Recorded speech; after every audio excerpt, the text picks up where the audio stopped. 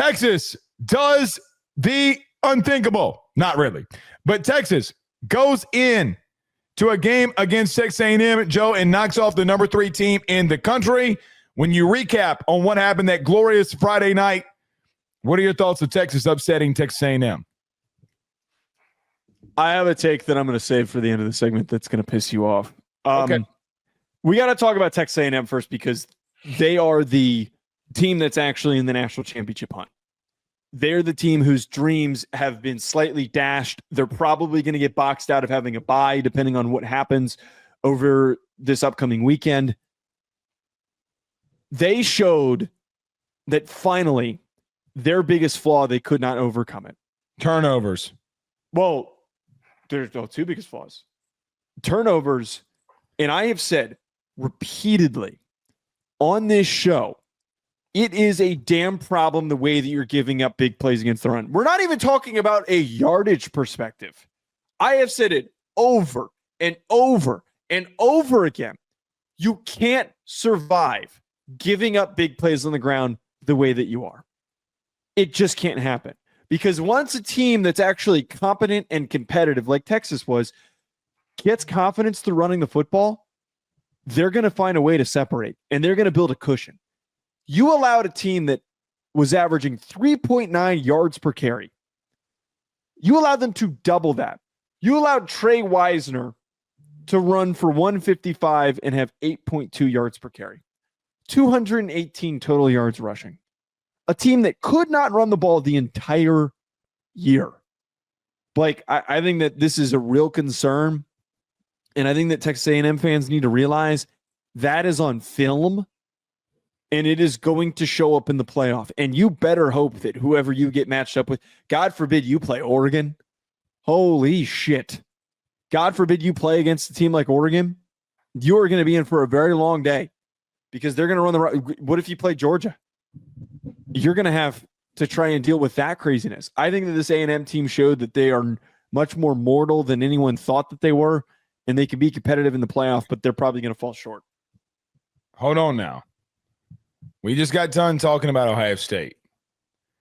That team last year lost to Michigan, who could barely throw a forward pass, regrouped, went into the playoff, and won it.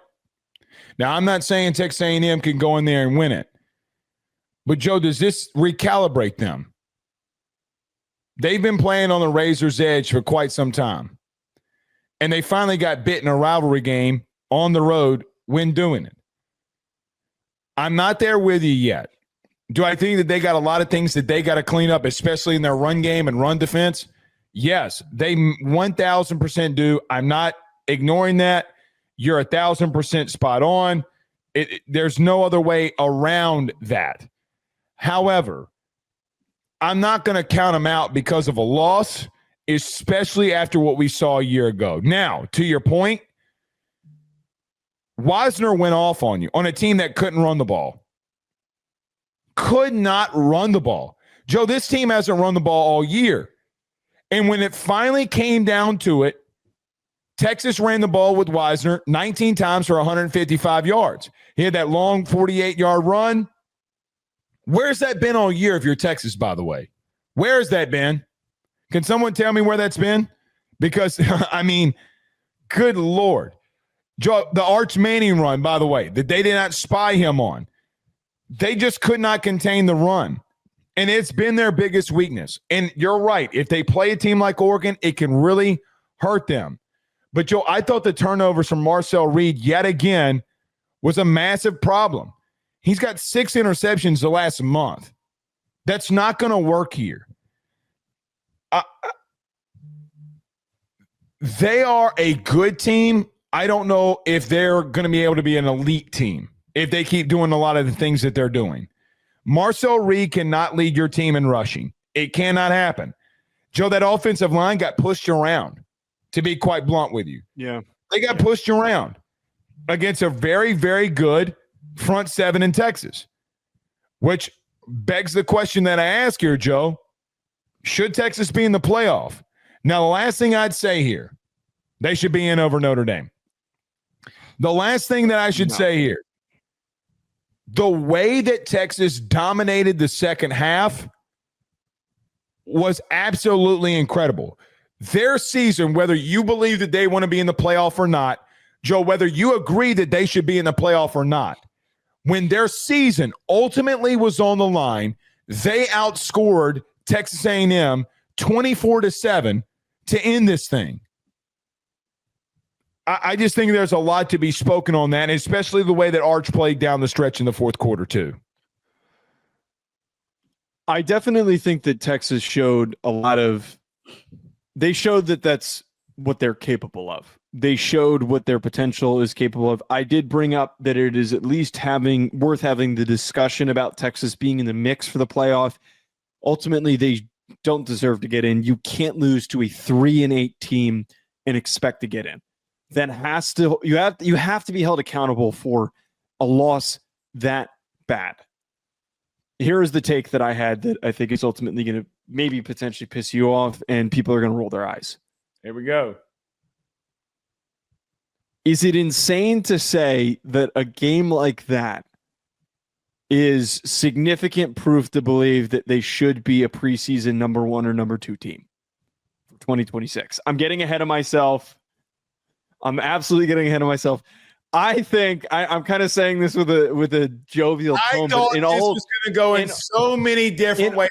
Are you kidding me? In all seriousness, I'm saying this in jest. Wait, I'm saying this in jest. I'm saying it jokingly. No, you're not. It's partially serious, though. Arch is going to be a top Heisman candidate, and they're going to be a top 5 team in the preseason. And I would argue they should be a top 3 team in the preseason. Because if that version shows up and they go and get a couple of new offensive linemen in the portal, that is a damn good team. Their front seven's leaving. No, not much of it. They're losing Trey Moore. Defense is gone. Who are you referring to? Hill's gone. Taft's gone. Wait. I saw somebody say that Anthony Hill didn't do the senior day ceremony. And when they show him an indication the guy's coming back. Joe, when they show him he's going to be a top 15 pick, he ain't coming back. Stop that. Dude, I'm telling you, man. Joe, stop the craziness. He ain't coming back. Stop. You mean to tell me a top 15 pick is coming? Stop. Well, first of all, it's not a lock that he's a top 15 pick. Want to bet? Yeah. All right. I'll bet you $100 that he does not end up being a top 15 pick. I like him as a player, but I don't think that the NFL agrees. All right, deal. Shake on that.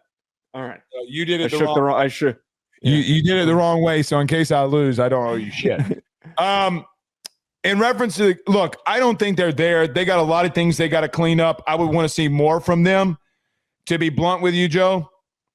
But look, the bottom line is if they can run the ball like that, what's their running back room going to be like? They got a lot of holes that they need to fill. That offensive line dominated a defensive line that I thought would show up and perform better than what they did. All right.